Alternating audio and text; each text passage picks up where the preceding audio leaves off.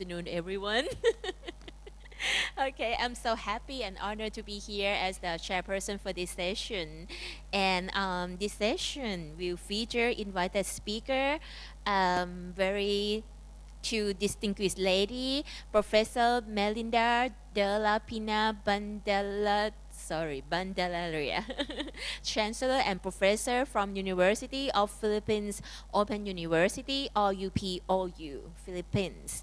And the second speaker, invited speaker, will be Associate Professor Nurbiha A. Shukor, from the Deputy Director from Center of Advancement in Digital and Flexible Learning, UTM, CDex Chair, and also the Malaysian E-Learning Council for Public University, MEIPTA, or how to call MEIPTA, Malaysia. And last but not least, very important person, Dr. Libing Wang, the Chief Section for Educational Innovation and Skill Development, UNESCO Bangkok Office, Asia and Pacific Regional Bureau for Education, Bangkok, Thailand. So everyone, please give a very warm welcome to three distinguished speakers. Please. So for today's session, the theme of the talk will be here. The ASEAN perspective on sustainable lifelong learning with MOOCs and online education. Lesson learned from country-specific cases. So first, please, may I invite Professor Melinda to give a talk and share your perspective on the sustainable lifelong learning with MOOCs, please.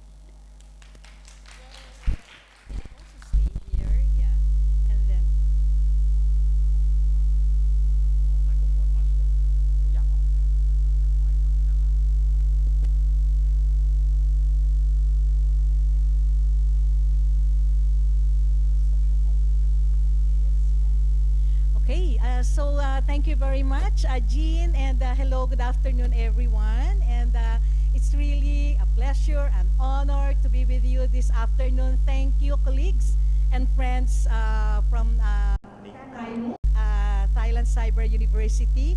It's always a pleasure to be part of your event. This is the next. Okay. So, as mentioned by Jean, I will be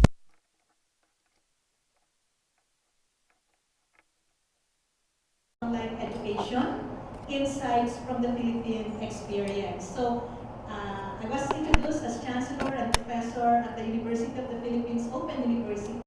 And these are my other affiliations. I am a member of the Executive Board and Ambassador for Open Educational Resources of the International Council for Open and Distance Education. Also a member of the Governing Board of CDex here in Southeast Asia. And also a member of the Executive Committee of the Asian Association of Open Universities. So these affiliations also shape my perspective about how we can work on MOOCs and online education for a sustainable learning, lifelong learning initiative.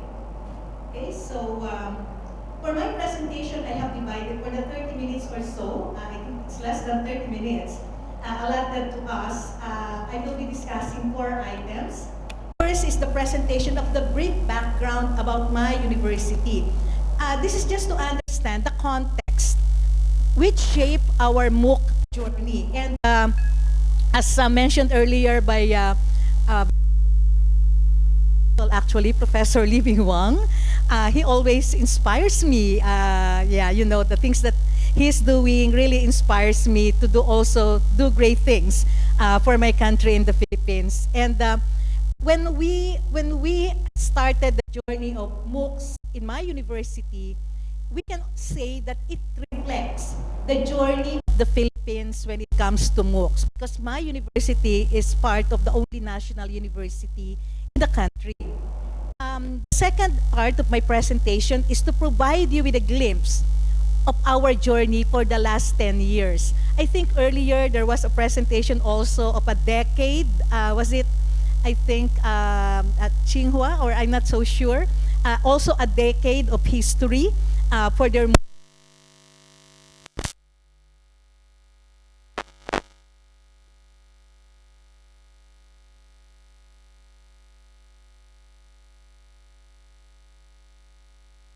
our plan, the direction that we hope to pursue for the next 5 to 7 years, and share how we codified sustainable lifelong learning with MOOCs and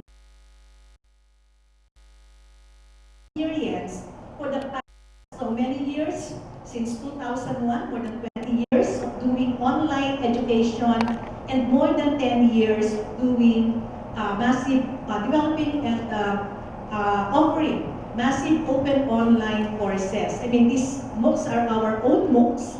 We develop and we offer them using our platform. Okay, so for the brief background about my university, so it's called the University of the Philippines Open University. And as I have mentioned, we're one of the constituent units of the University of the Philippines, the only national university in the country. And we were established in 1995 with a mandate to provide or democratize access to quality higher education through distance education. So right from the start, our mandate is really to offer programs through the distance education mode of instruction. And we started doing distance e-learning or integrating the internet technology to our education ecosystem in 2001. And we became fully online in 2007. And then because of that, we have students from more than 70 countries and cities outside the Philippines, since we are a fully online university. And drawing from our experience of offering online courses, we started developing and offering massive open online courses in 2013. Although we started conceptualizing it in 2011, but we were able to finally offer one in 2013. And we are mandated under a law in the Philippines, RA 10650, to provide technical assistance to the Commission on Higher Education, to the Technical Education and Skills Development Authority or TESDA, and other higher education institutions in the country who are interested in offering programs in the ODL mode of instructional delivery. Just like any other university, specifically state-funded universities, we are our major functions are in research, instruction, and public service. We are a public service university, and we have positioned MOOC, Massive Open Online Courses, in our research and public service functions. So far, these are the degree programs and lifelong learning courses that we have at the moment. And we are maintaining two Moodle instances. Moodle is powering our learning management system, one for our MOOCs and one for our degree programs. And we also maintain one repository for our open educational resources. Now, taking a glimpse of the past 10 years, our MOOCs journey. As I have mentioned, we developed and offered the first MOOC in 2013. So I can say that that marks the official start of our journey for massive open online courses, anchored on our public service function, and also a platform for research in open distance learning. As a fully online university, it is also our responsibility to contribute to the knowledge building when it comes to distance learning. So we use MOOCs as our platform to do research and also share whatever knowledge we have generated when it comes to open distance learning. In 2015, we started this unbundling of credit courses. So there are credit courses that are offered by the higher education institutions in the Philippines. They usually carry 3 units. And what we did was to unbundle those courses, like a one 3-unit course was unbundled into 3 MOOCs, each MOOC carrying a content equivalent to 1 unit. Reflecting on that experience, we can say that that was our early model of micro-credentialing. That unbundling traditional credit courses And we have already unbundled the traditional degree program. So we have 2-year certificate programs, which are laddered into a full bachelor's program. So those were our early models of micro-credentialing. Now, these unbundled credit courses were offered as MOOCs. And at that time, we developed that model of MOOCs as OERs because teachers can use these MOOCs, which are equivalent to the content of the credit or formal courses that they are offering, and have their students enrolled in these MOOCs, etc., and just provide assessment so that they can further verify the learnings of their students from this MOOC. So that was 2015. In 2017, we started offering what probably commonly known as micro courses, but to differentiate it from what the other big providers of MOOCs are doing, we called it the MOOC certification program. But the model is the same. You will have to take 3 to 4 MOOCs that are related. You will do a capstone project to further verify your learning, and then you will be certified for a certain knowledge and skills, like for teaching in distance e-learning, etc. So we have those programs starting in 2017. Of course, in 2020, yesterday I was in a discussion about the MOOCs history, and we are familiar that 2012 was declared as the year of MOOC, and I can say probably it's 2020 because we have seen the rise of MOOCs enrollment in 2020 because of the pandemic. Even in our case at the university, that was also observed. I mean, a significant increase in the enrollment of our MOOCs, because that was our platform for rapid, massive, and inclusive, accessible training for our teachers. That's the only way to go during the time of the pandemic. So we called it the pandemic MOOCs, wherein we integrated webinar plus MOOCs plus a re-entry action project in our model for training of our teachers. So that's the pandemic MOOC. And now, 2023, we have integrated MOOCs into micro-credentialing. We have launched our MOOC Companion, an AI-enabled chatbot to help our learners. We call it OPENG.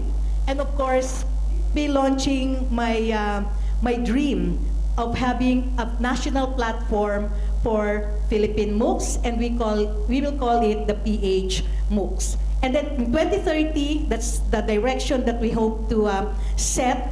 How did our MOOCs contribute, especially to the achievement or attainment of the Sustainable Development Goals?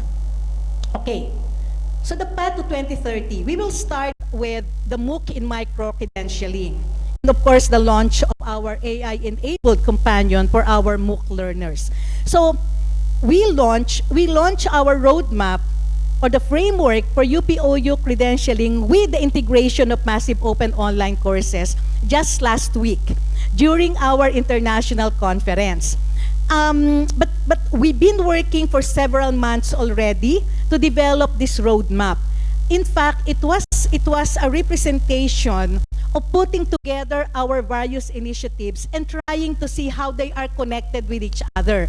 I mean, we are doing micro-credentialing, we're doing MOOCs, we're doing OERs, we're doing all these sorts of things, but how are they really connected with each other, and how we can anchor them to what and who we really are as a university? That's a basic question that we need to answer internally to us, because we really have to find the reason why we are doing things and why we are so much engrossed in doing these various initiatives. So I think the very definition or description of our roadmap is also included in this slide. It is sustainability grounded, and that is something that related to our theme this afternoon.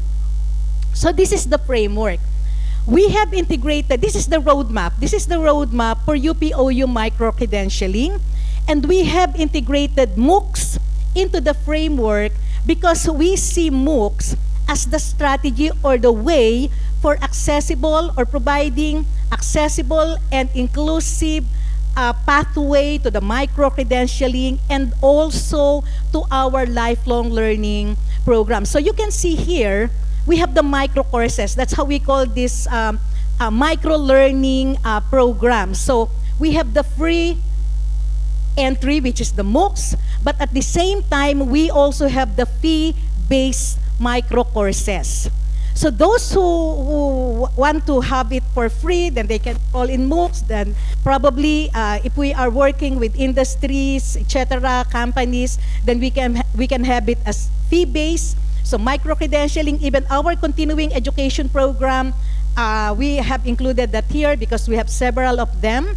These are creditable just like any other framework or characteristics or features of micro-credentialing. But what I am trying to show here is how MOOCs is integrated into this and how it can lead to the stacking of credit towards a formal course under a degree program, and how it can be credited, which can be an added value to the students who may want to take these micro courses. So you can see here also at the bottom of the framework is how we are going to implement it. E-centers, we have this community e-centers in the Philippines run by government. We have e-villages and the other support mechanism that are already in place. So we integrated all this so that we can provide that kind of support and make this framework workable using our MOOCs and using our short courses. So that's the whole framework which embodies the roadmap that we launched last week. Now, as I mentioned earlier, we also launched our AI-enabled MOOC companion. We called it OPENG. You can see the open, the first 4 letters for open. Actually, there was a long discussion about the name. About the name, there were other names suggested. It's like really naming a child, you know.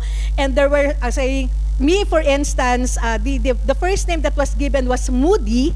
And I said, I don't like Moody because it may hallucinate every now and then. We don't know if it's in a good mood or not, and probably will answer the student's question not that accurately. So they said that it should be something that will connote openness. So they gave the open. Openg, adding the word G, may sound like a typhoon name in the Philippines because typhoons in the Philippines, the names of the typhoons in the Philippines always ends with a G. Yeah, so Libing, be careful with the name Libing. Anyway, I'm just joking. You can see that it doesn't have a defined gender. It's neither a male or a female, but somehow we tried to it to signify or to represent, relay a message of wisdom so that our learners would trust it. For now, the generation 1 of Open can provide learners with basic information that it can crawl within the learning management system. So questions about the course, etc., it can already answer those questions and will somehow reduce the workload of our students. 2 weeks from now, we will also be launching the Philippine MOOCs, the national platform for the Philippine MOOCs.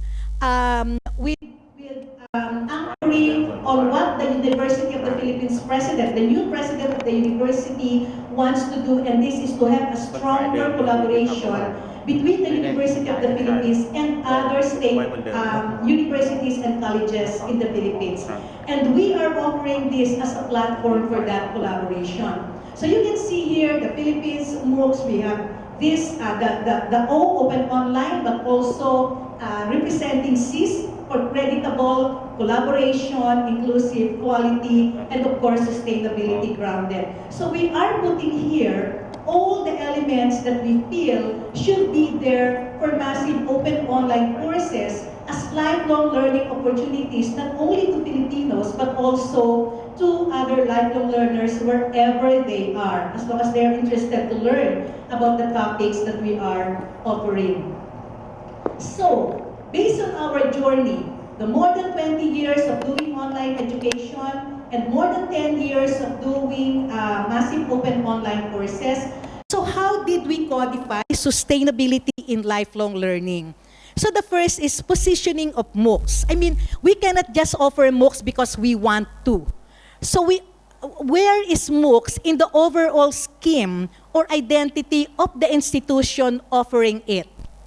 In our case, since we are a public university, we're a public-funded university, then we positioned it as part of our public service, something that we are being evaluated and a function, part of the function and part of the budget being given to us by the government is for us to do this public service.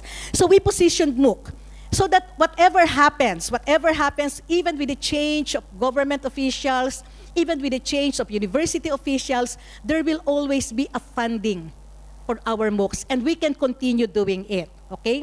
So the resources, management, policy environment, and initiative development framework will have to be aligned with how we position MOOCs in our organization.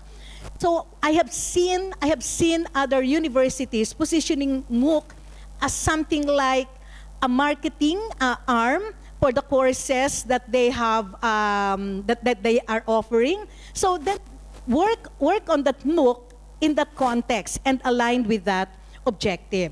Okay.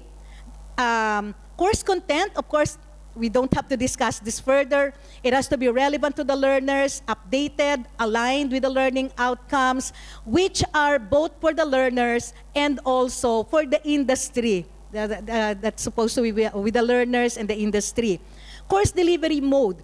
There were studies that lifelong learning initiatives or courses should be offered in a flexible way, fully online if possible, blended, so that those different types of learners can really access the courses. Collaboration generated and results of thorough environmental scanning as to what is really needed by the target learners. Because if our courses are not needed by the learners, no one will take them, they will just die a natural death. But if we continue to see what is relevant, study what is relevant to our learners, then there will always be students for our courses. Added value to the learners. This is the reason why we initially offered MOOCs that are unbundled credit courses, because they have this added value being equivalent to the credit courses that are being taken by the university students. Now that we have integrated it with the micro-credentialing framework, they have equivalent credits, they are stackable, they can be substitute to the courses that they need for their programs, then there is this added value to the learners because they are creditable and they can use it for something else aside from learning immediately the things that they need to do. Of course, technology. As I always say, in a fully online setup like what we have at the university, technology is the backbone that binds all the elements in the education ecosystem. Without the technology, we will not be able to reach our learners, being a fully online university. But technology should always be used in support of pedagogy, access, and inclusion. And of course, we have to be transparent with our QA framework using a more or less accepted standard. Lawyers by the different stakeholders, quality assured, and has value added to the learners. So I think that's my last slide. Thank you very much. And so there will be questions later. Thank you.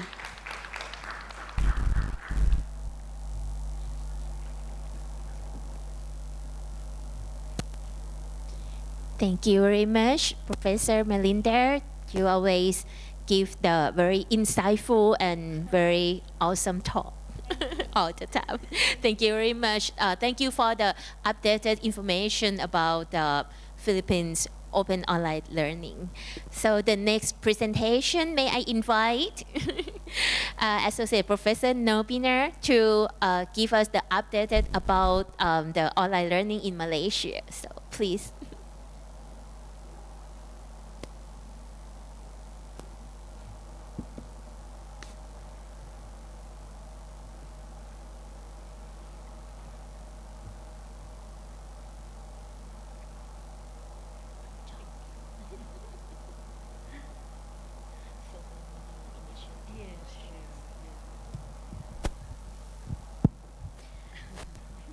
Okay, a very good afternoon to everyone. So it is my pleasure to be here with all of you today, and I feel so humbled to be able to speak on behalf of Malaysia. So I'm Nurbiha Shukor from University Technology Malaysia.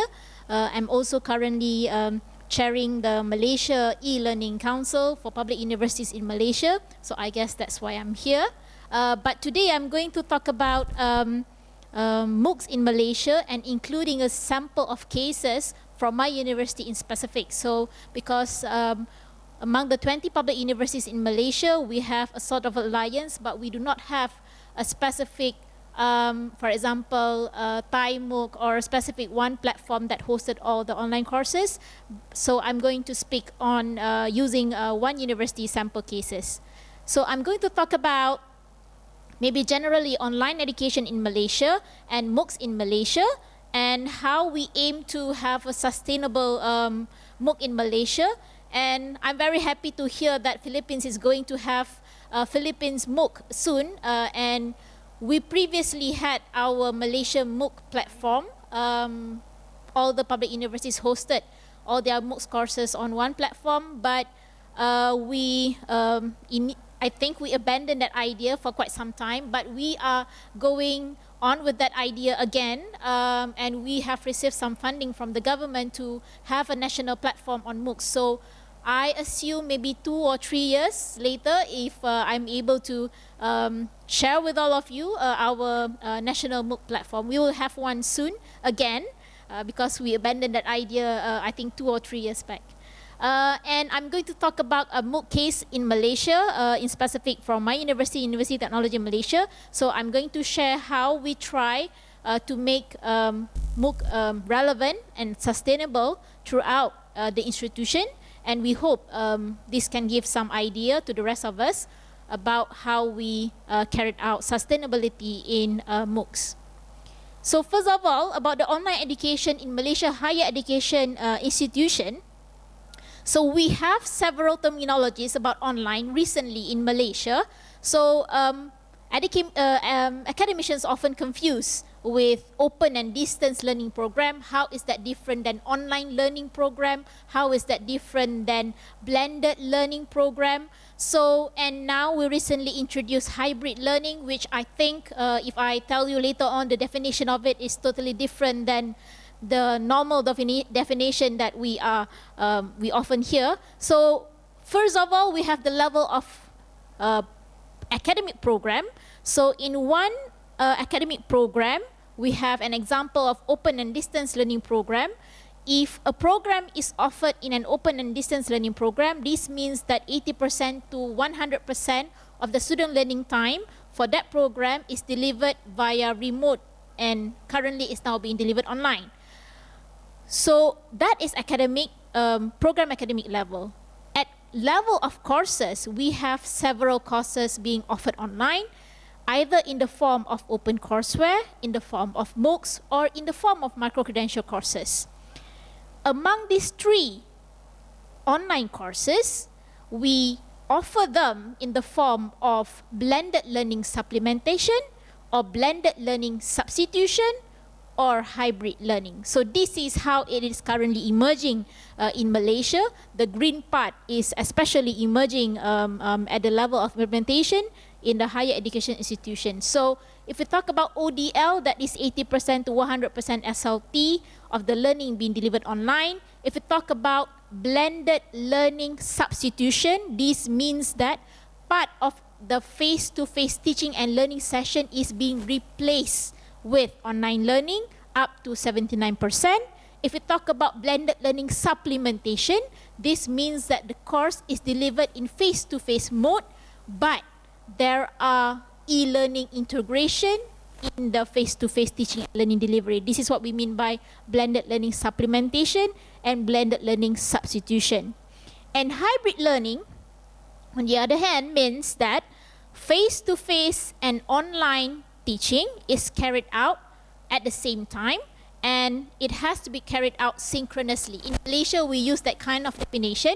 So when you say that you teach in a hybrid way, that means you have your students face-to-face and you have your students online at the same time. So this is how we define blended learning and hybrid learning and ODL program. And if we talk about ODL program in Malaysia, we have altogether 203 ODL programs. This is mainly offered by Open University in Malaysia, but public universities in Malaysia, Open University is a private university. I think that's different than Philippines and some other countries. So public universities, there are 20 public universities. Previously, public universities in Malaysia do not offer ODL program, but currently we are offering more and more ODL programs, and currently now, I think until March, we have 13 ODL programs. My university itself has now offered 11 ODL programs, and our recent one is Master of Cybersecurity, which is offered entirely online. That is at the program level.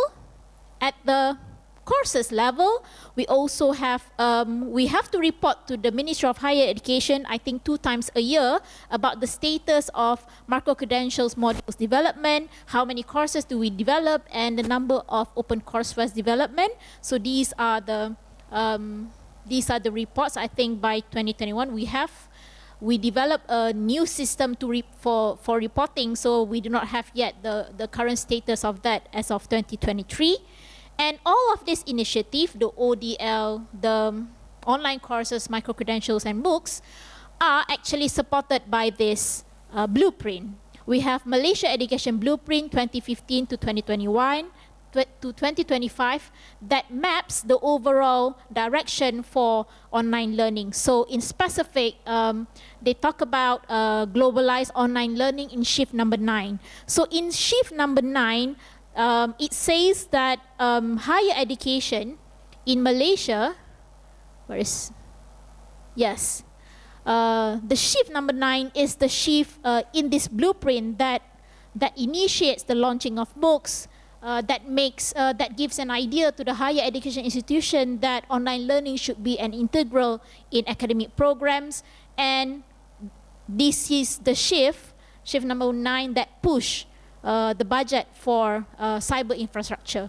So this shift in the Malaysia Education Blueprint is a very impactful shift that push everybody towards the direction of globalized online learning.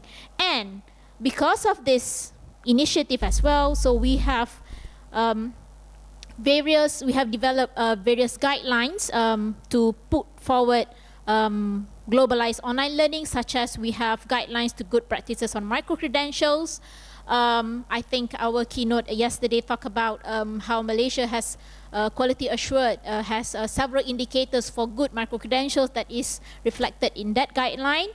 We also have a guidelines for offering open and distance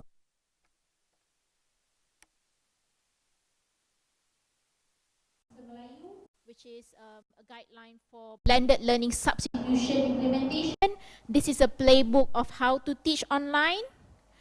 And we are currently developing another 3 guidelines. Number 1 is how to teach in a hybrid learning environment, because we define hybrid differently in Malaysia.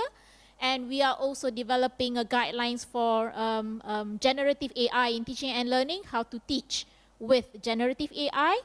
And we also in the process of developing the guidelines of flexible academic program. So this flexible academic program will cover as well the implementation of MOOCs and how we can make use of micro-credentials and stack them to have a stackable degree.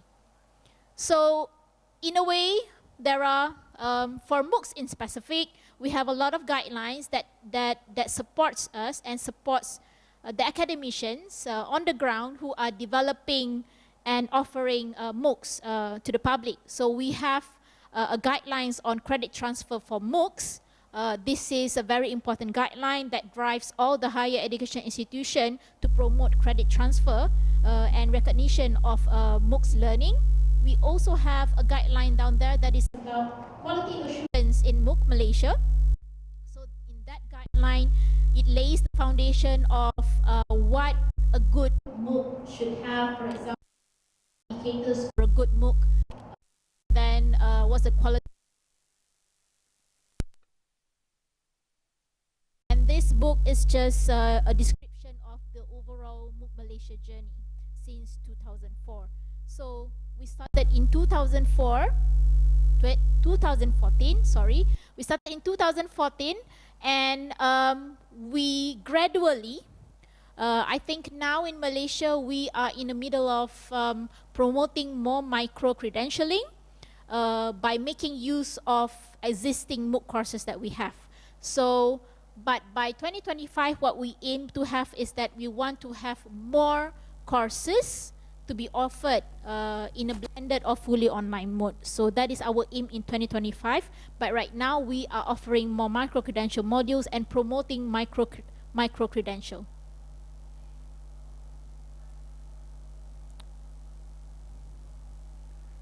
So what we are trying to tell to our higher education institutions in Malaysia is that all of them have a lot of expertise. We have a lot of human resources in higher education institution, and we also have people coming from different kinds of background. And we were thinking like, we do not have any problem in recruiting students coming into the university.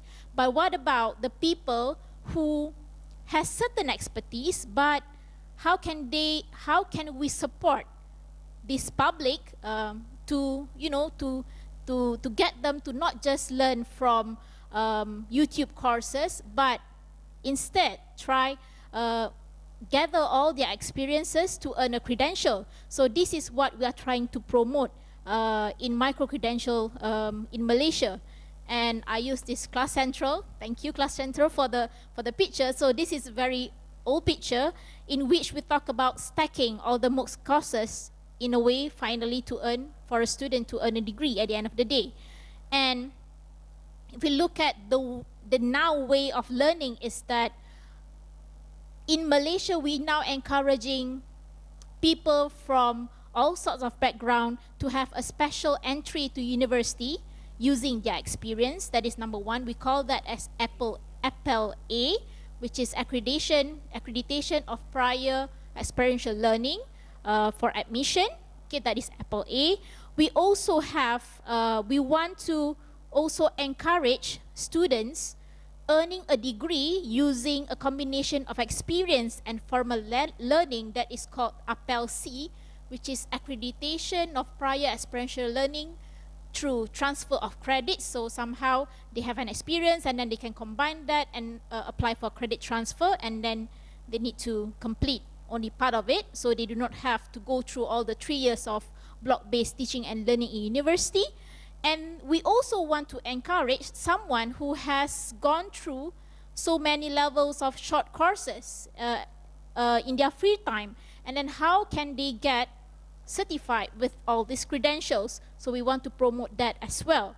So because there are so many ways of learning nowadays, so we have the question of, is university still relevant then?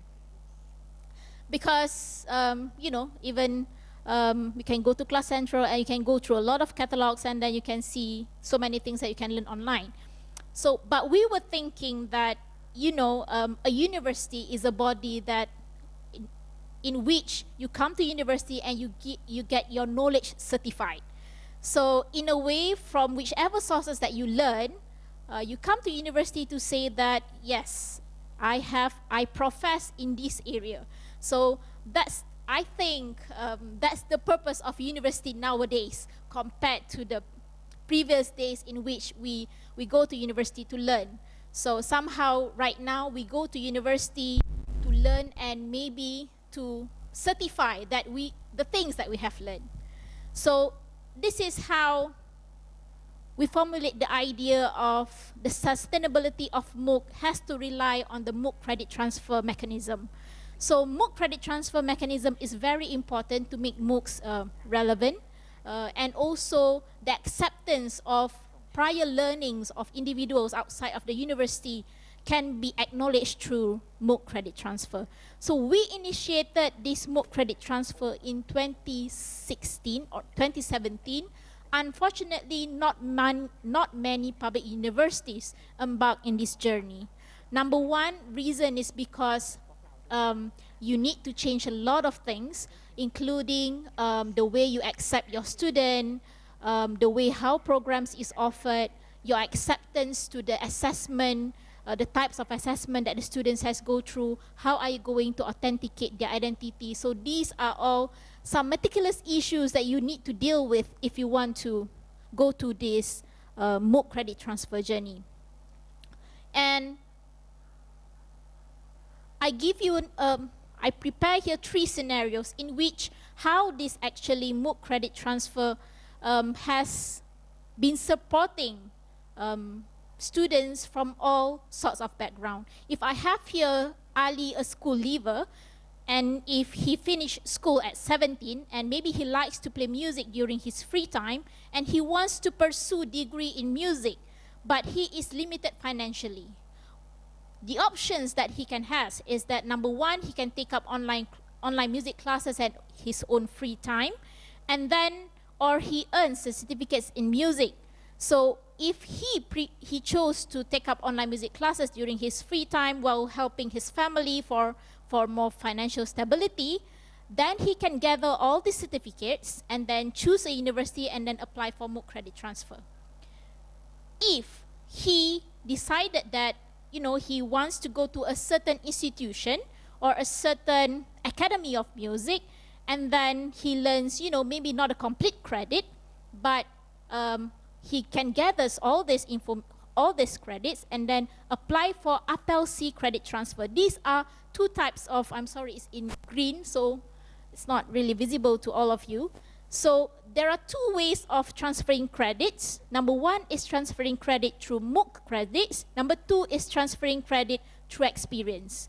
So we have these 2 mechanisms, and in Malaysia, you can apply for credit transfer from MOOCs up to 30% of your graduating credits, and you can apply for APEL-C credit transfer up to 30%. Overall, you can apply for credit transfer up to 60%. That means you only have to spend to study 40% of the credits in the university. So this is how we see that we can support students such as Ali, who maybe initially cannot go to university due to specific reasons, but he can continue learning at his own pace and time, and then only choose to enter university. We also have another scenario here. If we can have an IT officer, Siti is an IT officer at a company, and she has taken up courses related to cybersecurity to keep herself updated. If Siti is a graduate in 2007, maybe cybersecurity has changed a lot since 2007. So maybe she has gone through so many courses.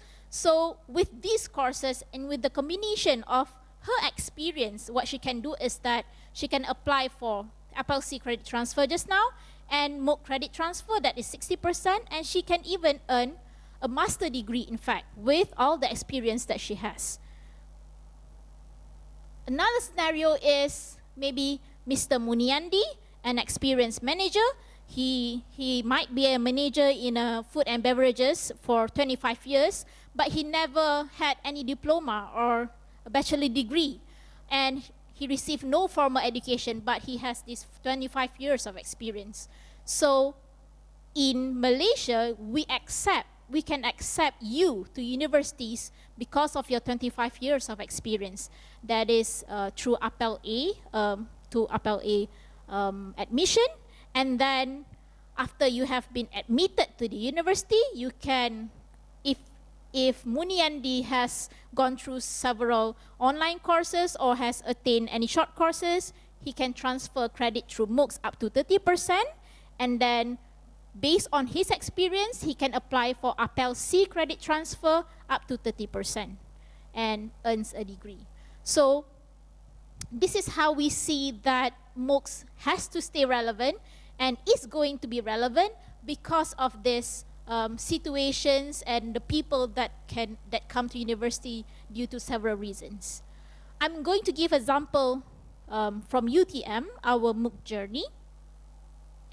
So we have several digital approaches in UTM. So we have ODL programs. We have 11 ODL programs. We have 26 massive open online courses, and we have 58 micro-credential modules, and we have several numbers of open courseware as well. And we built an e-catalog. So this e-catalog, we disseminate that during our students' induction, because we want our students to know that if they learn online, they can apply for credit transfer when they are in the university system. So we have not quite number of students transferring credit for MOOCs, but it's good that we have numbers to start. We have 14 students who apply for credit transfer to MOOCs, through MOOCs. There are 14 of them. So this is our courses. And at the end of learning in MOOCs or micro-credential modules, we gave them a certificate of completion, and on top of that, we also gave them digital badges so that they can share their skills acquired in the MOOCs or micro-credential modules. So these badges can be shareable in LinkedIn and any social media. So this is a very this is not a new feature, but we do not use open badges, but we use accreditable services for these digital badges. And then, as I said just now, MOOC credit transfer mechanism is very difficult to establish in an existing higher education system. So, but we did try this in 2016. University Technology Malaysia embarked in this credit transfer mechanism, and we produced a guideline on who we are going to pay, because you have another assessment, and who is going to get what number of money. So we detail that out in our guideline for credit transfer through MOOCs. And what students have to do when they want to apply for credit transfer through MOOCs is that they first have to earn a MOOC certificate. It doesn't matter if they earn a MOOC certificate from any universities in the world. So we accept any certificates, and then they come to the faculty with that certificate, and then they fill in a form saying that they want to apply for credit transfer at the faculty, and then faculty will evaluate the application, and they will come to my center, UTM CDex Center, and we will find the experts in the field to perform an assessment session. So the way we carried out authentication of identity is that we have to have another assessment session. So this assessment session is the session that we ask our students to pay, but with a very minimum price. Because on top of, because our students has the opportunity to learn for free. That takes 1 semester long.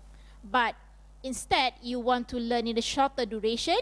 Maybe it takes you maybe 2 weeks to learn 1 semester subject, but you have to pay for it because we need to appoint an assessor for you. We need to create the assessment for you to assess the learning acquired by you. So this is that we have the assessment session with the students who wants to apply for credit transfer, and then we have a passing grade for credit transfer. If you pass the passing grade, then you can we will give you the credits. So this is how we do it in my university, and I give you an example of Masters of Science in Business Intelligence and Analytics, because we receive 5 students from MDEC. So MDEC is a government-linked company related to digital company, MDEC. So MDEC has 5 of their employees learning courses in Coursera in data science specialization. So they come to UTM and say that, you know, we send our 5 employees learning online, and we pay quite a lot of money for that. But it's a shame that, you know, they didn't earn any masters or something like that. How can university, recognize their learning in this data science specialization? So what we do is that we map the learning outcome from the courses that they have gone through in Coursera with our existing program structure, and then we carried out an assessment, and then we award them with transfer of credits up to 15 credits for graduation. So that is quite a lot of credit. So they end up having to spend, I think, only less than 1 year of study in UTM, because we allow these credit transfer processes, and we recognize their learning in MOOCs. But it is without its challenges, I would say, in Malaysia. So mapping the student learning time, mapping the course learning outcome is very demanding. And I don't think with the existing workload that our academicians are currently have to do, they can cope with this existing, with this additional workload. But to make this work, this has to happen, and we foresee that this is how learning will go through in universities in so many years to come. So mapping is a challenge for us, and then identity authentication is also a challenge to us, because there are students who comes to us and insisted to not sit for the second assessment because they say that I have gone through all these learning processes online. What more do you need to authenticate my identity? So we have to deal with this as well. And for Coursera, for example, Coursera, they have the system in which they proctor your examination. So in some cases, we can accept Coursera certificate without validation of assessment, but this proctoring assessment does not happen in all courses in Coursera. Only certain courses in Coursera provides proctoring, so some of them don't. So we have to do our due diligence when we are assessing student certificate. And then quality assurance, this is related to our existing MOOC offering, because we have problems maintaining the quality of courses that we offer. For example, our academicians are excited to build a MOOC, but not so much in maintaining a MOOC. So that is a problem that we also have to make sure a certain incentive, an appropriate incentive, is given in the system to motivate our academicians to maintain the quality of the courses that offer in MOOCs. And industry and professional bodies recognition, so this is also quite a problem with us. We try as much as we can to unbundle a program like what Philippines is aiming to do, but we cannot do much with engineering courses, and we can only do so much with social science courses. When in fact, for example, my university, University Technology Malaysia, our niche area is engineering. That is our core business, engineering. But we cannot do much with engineering. When in fact that, we have a lot of experts in engineering, but they say that why should I offer a MOOC course when, my students cannot apply for credit transfer through MOOC because the professional bodies is not going to recognize that. So it's a shame that we cannot do that. We cannot do much with engineering courses. But we can do a lot of things with engineering courses at master's level, at postgraduate level, but not so much with undergraduate programs. And finally, I just would like to highlight, despite the challenges that we have, we understand the impact of offering MOOCs and sustaining the existence of MOOC, and we rely that, and for this initiative to be here for many years to come, it has to come with the MOOC credit transfer mechanism. If not, then I think that people cannot do much with the things that they learn from MOOC, especially in higher education institution. So we think that MOOC credit transfer can empower flexibility of learning. Instead of block-based learning, 3 years of learning, you can take short courses and then apply for credit transfer. And of course, you can have shorter study duration, like example of our master program that I showed just now.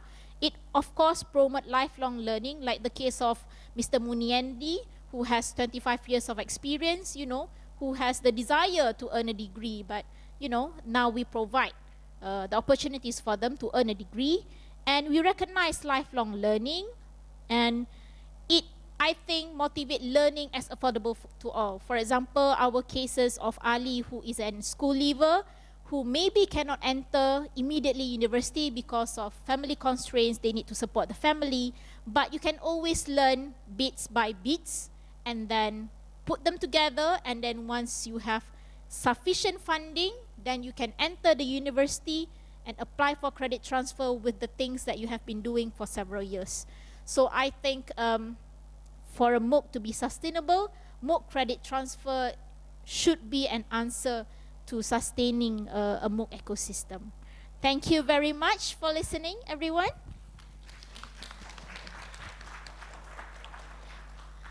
Thank you so much, Dr. Nurbiha. Like, she's always gave us like very insightful information about the online learning framework. The guideline for Malaysia is, I mean, you know, one of the best that, you know, we, you know, like, you know, we've seen. And also all of the credit transfer mechanism, and also those scenarios, best practices, and everything. So thank you so very much for sharing this with us. So last, as old saying said that, you know, we always save the best for last, right? So with Dr. Libing Wang, UNESCO, so please give the perspective towards the online learning with us. Thank you. Thank you very much, Madam Chair, and so happy to see all of you this afternoon. I saw so many old friends, but also happy to know new friends. Actually, I prepare full text, actually, because I saw if I prepare slides, I have to get it in a written way because it's part of my writing commitment to a book, right? That's one of them. And also, fortunately, I got a lot of inputs from this national draft case report. So I developed my own storyline, and I hope that today's presentation can get feedback from you so that I can really revise. The title of my presentation is Nurturing Conducive Ecosystem for MOOCs in Higher Education. And as you all know, the inception of MOOCs can be traced back to the year 2012 with the establishment of platforms like Coursera, like edX, right? And it's been over already more than 10 years. And this trend rapidly gained momentum across the globe, extending its reach to regions like Europe and Asia and the Pacific. The transformative movement democratizes access to high-quality learning experiences through technological incorporation. MOOCs actually represent the integration of content, pedagogy, quality assurance, and the technology, effectively making quality educational courses and programs accessible to extensive audiences, particularly disadvantaged and remote students. It is therefore play a crucial role in enhancing access, quality, and equity of the higher education provision. My presentation will be divided into 6 parts. The first part will be to looking back in our shared journey to advance MOOCs in the Asia Pacific. Echoing the growing MOOC movement in the United States and Europe, several national MOOC platforms were launched in Asia and Pacific. For example, China's Xuetang X and the UPOU emerged in the year 2013, followed by Japan's JMOOC in the 1914, and the Republic of Korea's K-MOOCs in the year 2015. In light with this burgeoning trend, UNESCO Bangkok, as Asia Pacific Regional Bureau for Education, initiated a regional expert meeting on MOOCs for higher education in Asia and the Pacific. This pivotal event took place in China, Chengdu. I think Chancellor Mayor was also there. From July 31st to August 1st in the year 2015. This marking the commencement of our collective endeavor to prepare forward within the region. On October 10th to 11th, 2016, the second UNESCO MOOCs expert meeting was convened in Seoul, the Republic of Korea, hosted by the Korea National Institute of Lifelong Learning, NILE. The event focused on MOOCs as a catalyst for enriching teaching and learning in Asia and the Pacific. Building on these joint efforts, UNESCO Asia Pacific Regional Bureau for Education joined the Thai Cyber University, K-MOOC, and the J-MOOC in organizing the first Asia Pacific MOOCs Stakeholder Summit on 2nd to 3rd March 2017. I still remember Chancellor Mayor was also there, and at that time we are, you know, the meeting was opened by our former director Guangzhou King, right? So, which also saw the official launch of Thai MOOC, right? And there's a signing of MOU between J-MOOC, K-MOOC, and the Thai MOOC. I just want to remind you of all this. Through our collaborative endeavors, we successfully organized the Asia Pacific Regional Conference on MOOCs for higher education, embracing digital opportunities for SDG 4, hosted by UNESCO Aichi in Shenzhen, China, in 2018, in June. This conference drew participation from 117 attendees, representing nearly 30 countries across Asia and the Pacific region.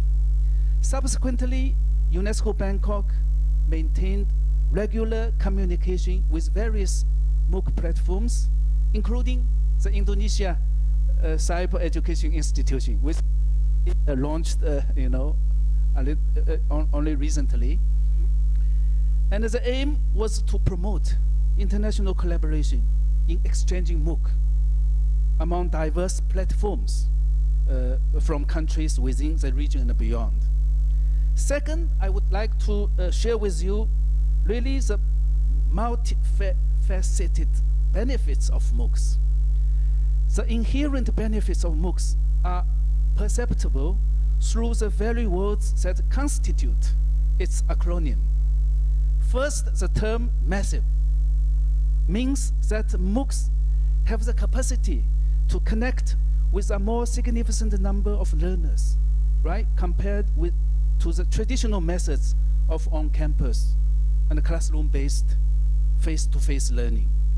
Indeed, in any countries actively working to improve their gross enrollment ratio for higher education, such as Indonesia, promoting MOOCs is considered as a cost-effective solution to increase access to higher education. Second, the attribute of being open means that MOOCs should be publicly accessible to all motivated learners who can benefit from them at affordable or zero cost. I can only say it's not totally free, at affordable and zero cost. While various MOOCs may serve different purposes, target specific audiences, establish particular entry requirements, and employ differing certification processes and even fee structures, their audiences should go beyond traditional students cohorts to include adult and lifelong learners, especially those from disadvantaged backgrounds. Thirdly, the term online means integrating digital technology in developing and delivering learning programs. This trajectory is inevitable given technology's persuasive influence across all domains of teaching and learning. However, it goes beyond mere technological implementation and includes The prospects for collaboration between technology specialists, content developers, quality assurance practitioners, and the pedagogical experts. In the Republic of Korea, starting in the year 2018, the primary focus of K-MOOC has transitioned towards fostering lifelong learning. In other words, the policy priority of K-MOOC is to provide educational opportunities for individuals through lifelong learning to all citizens. Lastly, the term course signifies that the MOOCs operate at the level of individual courses, which can be unbundled into small learning units or bundled into learning programs. So Chancellor Mel just mentioning the journey of UPOU. You are starting unbundling credit courses, in the year 2015, right? So this is really the idea of bundling and unbundling, which is really the thing. This showcases alignments between MOOCs and the micro-credential programs, which can significantly enhance the flexibility, relevance, and the quality of learning programs. The third part will be I would like to talk about investing in infrastructure for MOOCs. Typically, a course, MOOCs is a course, right? A course includes learning objectives and the learning outcomes, learning modules, teaching and the learning materials, pedagogical considerations, delivery modalities, and assessment of learning outcomes, right? MOOCs adhere to this pattern. However, the development and delivery of MOOCs require a more significant infrastructure investment than the traditional courses. First, elevating the transmission speed of internet services through the widespread adoption of 5G technologies is of paramount importance. Inadequate internet service provision can significantly compromise the quality of students' learning experiences and potentially discourage the effective utilization of MOOCs. Secondly, the creation of MOOC portals integrated with online learning management systems at both national and institutional level require a consistent allocation of funds and staffing resources from governmental or non-governmental sources. It's gratifying to witness the proliferation of national and institutional MOOC platforms that are operational and thriving, backed by diverse funding sources, including governmental allocation, university contribution, and the private sector investment. Supported by government funding, the Thai MOOC platform, for example, provides a learning ecosystem to support learners, academic institutions, and the private and the public organizations. It has 5 features I'm really impressed, including a registration process to verify and confirm learning providers, a MOOC course directory, a learning management system, e-testing to measure the learning outcome of e-learners, and a credit bank system, which is really constituting a full learning ecosystem. Thirdly, it is imperative to establish a comprehensive teaching and learning supporting center at the institutional level. This center should serve as a hub of technological expertise, quality assurance, and pedagogical guidance, tasked with aiding faculty members in enhancing their capacity to develop and implement MOOCs within their teaching responsibilities. Last, but certainly not least, it is essential to allocate budgetary resources to procure pertinent applications and services within higher education institutions. I think from my own experiences of working with UNESCO Bangkok, we spend a lot of budget, purchasing, procuring all these kind of apps, and you have to get it updated. So this is also, and this location should cover the maintenance and upgrading of shared institutional infrastructure and the empowerment of individual faculty members, ensuring their access to the latest technologies. And fourthly, I would talk about incentivizing and empowering faculty members. At the system level, governments can launch national MOOC initiatives with financial incentives to support relevant and innovative MOOC proposals submitted by institutions and faculty members. And I think in the Philippines, you are also having this kind of national initiatives. Efforts should also be made to remove barriers to the mainstreaming of MOOCs in the delivery of higher education programs. This involves acknowledging MOOC-based online and blended learning within the national qualifications framework alongside subject-specific professional and occupational quality benchmarks. This recognition should extend to the operational framework at both institutional and the faculty levels. Because in my days, we cannot do these kind of things. It's not allowed actually by university internal regulation. See, we're always joking that a faculty member who is busy doing something else with external making money, they are always doing their own courses online or over weekend, right? So it's been already has this kind of stereotype of recognition. So, but I would like to say that there are growing training resources and opportunities for faculty members to improve their capacity to develop and deliver their MOOCs. Interestingly, a significant proportion of these resources take the form of MOOCs.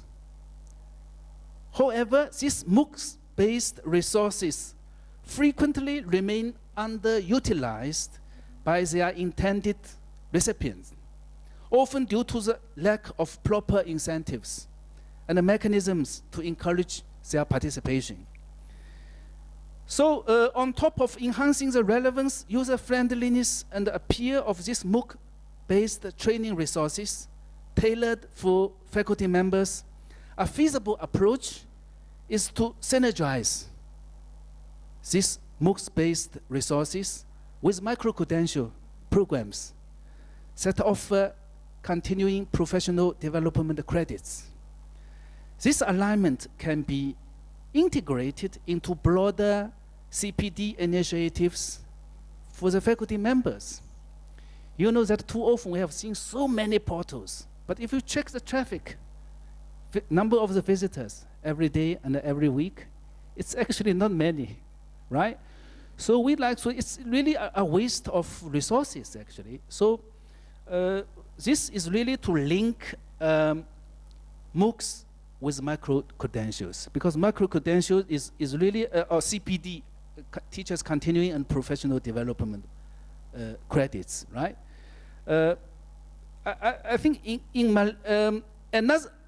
an alternative approach could be to establish a connection between MOOC-based micro-credential and the human resource management system of higher education institutions. That's what we are doing together with UNESCO Aichi. We would like to connect micro-credential with human resource management.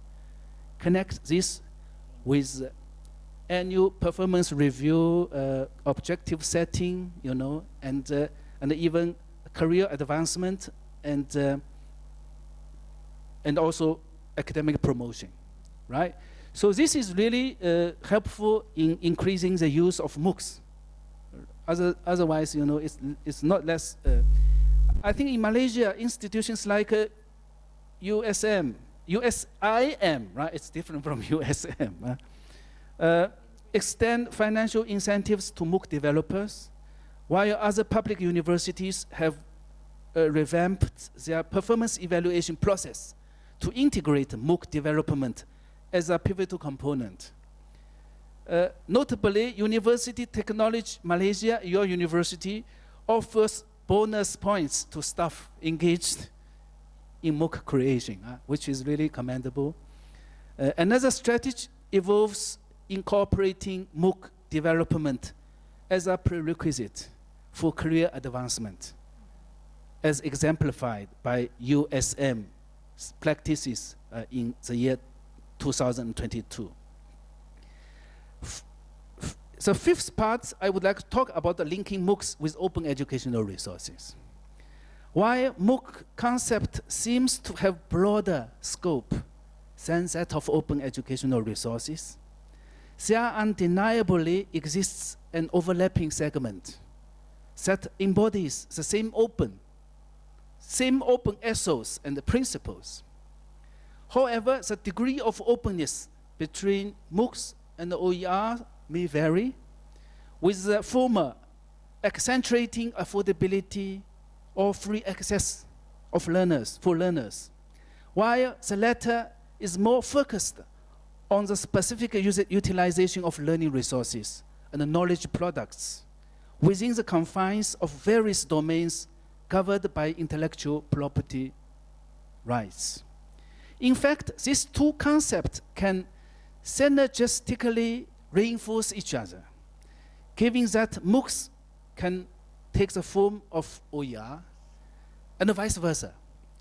However, it's crucial to avoid excessively commercialized MOOCs, particularly those containing high fees. Our aim is to eliminate cost barrier for MOOCs to align with the OER classifications, thus ensuring equitable access to high-quality learning programs for everyone. My last point, I think, as you all know, that the 2017 Ljubljana OER Action Plan, which in Slovenia, I cannot pronounce it, Ljubljana, right, proposes that governments consider implementing mandatory OER commitments for educational content providers and higher education institutions using money, public money, right? So this can be achieved by allocating public funding and integrating such commitments into government procurement procedures. We also advocate for higher education institutions to take on institutional OER objectives as part of their social responsibility commitment rather than promotion of their courses, right? This involves sharing their MOOC-based high-quality learning programs with broader audiences, both domestically and internationally. Moreover, faculty members should be encouraged to create OER-based MOOCs as an integral part of their routine teaching duties. Lastly, I would like to talk a bit about credit bank systems.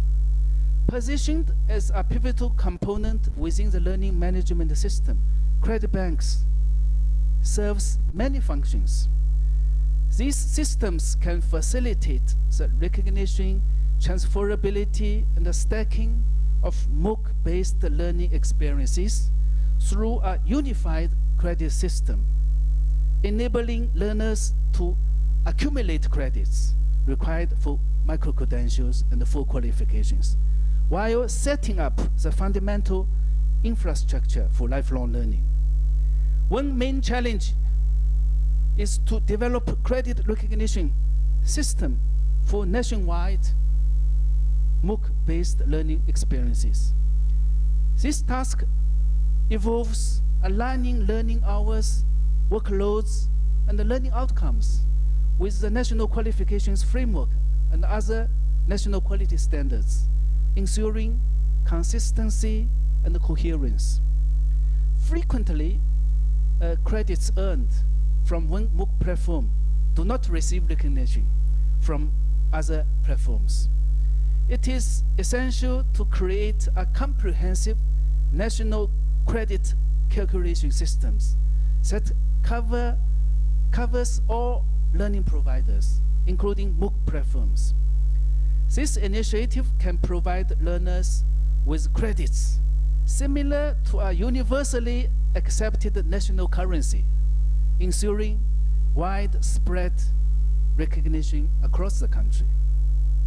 In Korea, as of 2021, 41 universities have participated in the K-MOOC academic credit recognition scheme, and 413 MOOCs were accepted as regular credit courses and as other universities. I think in the Philippines you also have this kind of similar arrangements.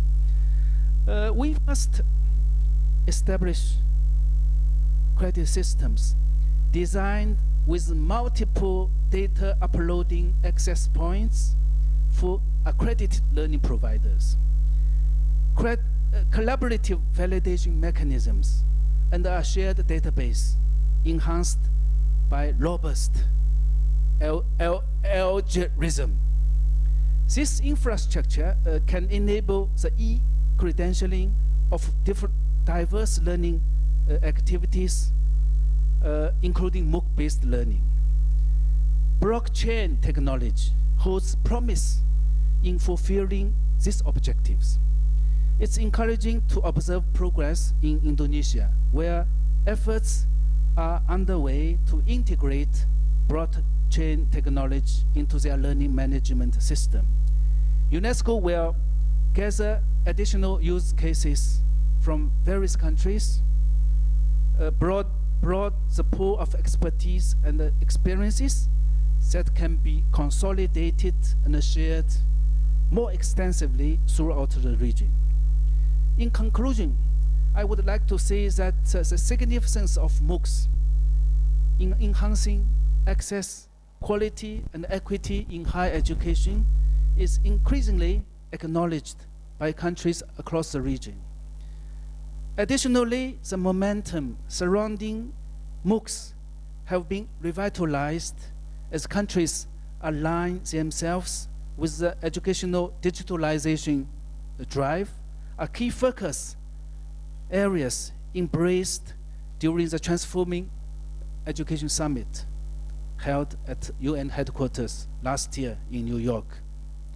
For MOOCs to grow and flourish, conducive ecosystems are critical to bridge the gaps in awareness, infrastructure, financial support, capacity building, incentive measures, etc. It is helpful to initiate a national health check on the ecosystem of MOOCs, for MOOCs, pinpointing bottlenecks and pivotal barriers and formulating prioritized action plans accordingly.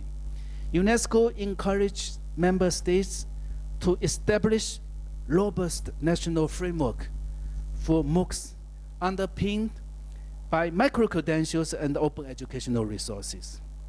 Additionally, UNESCO is prepared to facilitate the creation of a regional network and a collaborative synergy among MOOCs platforms, practitioners, and stakeholders to advance towards an Asia-Pacific framework that strengthening regional harmonization. So that's our hope, and I hope that we, as a follow-up of this meeting, we can be in touch further, and the UNESCO will be preparing a concept note, try to establish this kind of network. I hope we are actually, there's a similar regional framework already in Europe, but it's not yet being approved, I think. I can see also in the Philippines, you also have already have your national framework, right, for micro-credentials. These three things should be put together in our view. So thank you very much for the opportunity given to me by the Thai Cyber University, and I'm so happy to see. I'm sorry, I'm a bit of reading. It's not that, but this is what I've prepared in the last 4 days after reading many inputs from. So I will keep on revising it, Paulina is keep pushing me. Where can you submit? So I will keep it up. But of course, we would like to receive more inputs from you. Maybe to add more items in the storyline, so that we can highlight your achievements. So thank you very much. Thank you. Thank you so much, Dr. Libing, for such a very valuable perspective towards the MOOC and online learning. You know, like it's like you sharing us with the journey of MOOC, the MOOC story, and even the history of MOOC, right? So very many important dates, you know, like and events that you know, like we gone through together. So that would be the end of this session. But I think we still have a few minutes before the break. If you have any question or any thoughts to share in this floor, anyone have any question or would like to share anything? If not, how about we taking a break for 15 minutes, and then when we come back, we will have the very last and very important session for the roundtable discussion with JMOOC, and that's going to be the roundtable session hosted by Professor Yasushi Komada. So you all are welcome to join in this roundtable session and for you know the networking and also to initiate a collaboration. So you all in this room are invited. So please have a 15-minute break, and then we will come back at 3:45. Thank you very much.